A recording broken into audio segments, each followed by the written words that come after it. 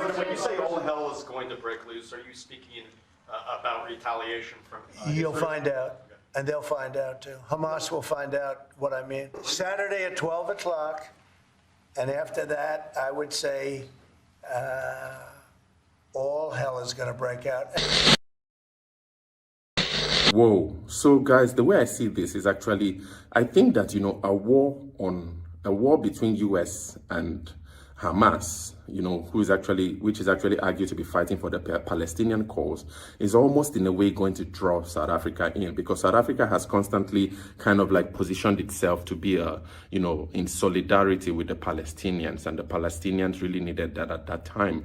But now Donald Trump is giving this ultimatum because, there was a pause in the kind of like arrangement in terms of releasing the Israeli hostages in the hands of Hamas.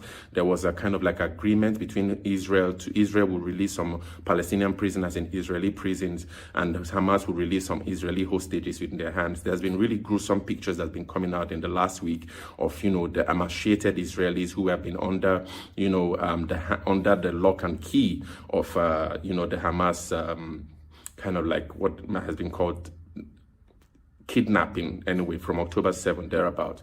And so Donald Trump now is actually in the wake of these events that Hamas has actually decided not to proceed with the release of these hostages. Donald Trump is giving an ultimatum by Saturday. I think Saturday would now be on the maybe 15th or 16th of February 2025, and that if by the 15th of February Hamas doesn't release all of those hostages, that all hell is going to break loose. And this is Donald Trump.